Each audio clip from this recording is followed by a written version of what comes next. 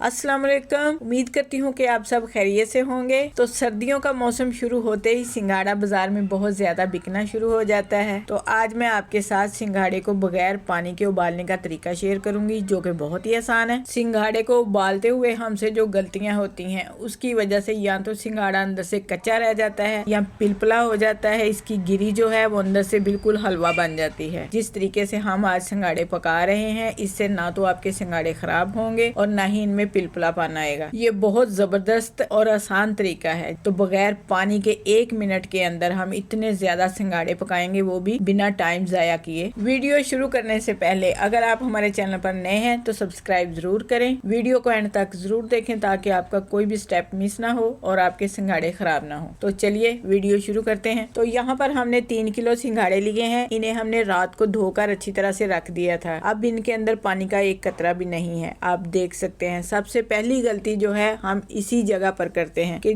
जब भी हम सिंघाड़े लेते हैं फौरन धोकर इन्हें पतीली में डाल देते हैं और साथ ही पानी डाल देते हैं। सिंघाड़ा खुद भी पानी छोड़ देता है और जिस पानी में बॉईल करते हैं वो भी पानी होता है। इसी वजह से हमारे सिंघाड़े जो हैं खराब होते हैं। इस तरीके से सिंघाड़े बनाने के लिए चूल्हे पर रखेंगे प्रेशर कुकर। इसमें डालेंगे हाफ कप पानी। पानी डालने के बाद इस तरह से एक जाली वाला स्टैंड लेकर इसमें रखें और जितने सिंघाड़े हैं इसके ऊपर अच्छी तरह से फैला दें। तो आप देख सकते हैं कि सारे सिंघाड़े जो हैं हमने कुकर के अंदर डाल दिए हैं। अब इसे फौरन बंद कर देंगे। अब हम इसे फुल आग पर पकाएंगे जब तक कि इसके अंदर स्टीम जो है इकट्ठी ना हो जाए और कुकर का कील जो है बाहर ना आ जाए। यहाँ आप देख सकते हैं कि प्रेशर कुकर का कील जो है बाहर आ चुका है। इसके अंदर काफी स्टीम जमा हो चुकी है। अब हम इसकी सीटी बोलने का इंतजार करेंगे। यूं ही इसकी सीटी बोलेगी फौरन हम आग बंद कर देंगे। तो यहाँ पर प्रेशर कुकर की सीटी जो है बोल चुकी है। आग हमने बंद कर दी है। अब हम प्रेशर कुकर को तब तक नहीं खोलेंगे जब तक इसकी स्टीम जो है खुद ही खत्म ना हो जाए। हमने खुद इसकी स्टीम नहीं निकालनी। इसी स्टीम के अंदर हमने सिंघाड़े को पकाना है। तो यहाँ पर स्टीम सारी निकल चुकी है। इसका कील अंदर चला गया है। अब हम प्रेशर कुकर को खोल लेंगे तो आप देख सकते हैं अभी भी इसके अंदर से काफी धुआं निकल रहा है। ये अभी बहुत गर्म है। तो चलिए अब हम इन्हें निकाल लेते हैं। तो देखिए सिंघाड़े हमने सारे प्रेशर कुकर से निकालकर एक बर्तन में डाल लिए हैं। अब मैं आपको छील कर दिखाती हूँ कि अंदर से किस तरह का सिंघाड़ा पक कर तैयार हुआ है। तो देखिए माशाल्लाह से सिंघाड़ा अंदर से सही तरह से पक चुका है। ना ही इसकी गिरी जो है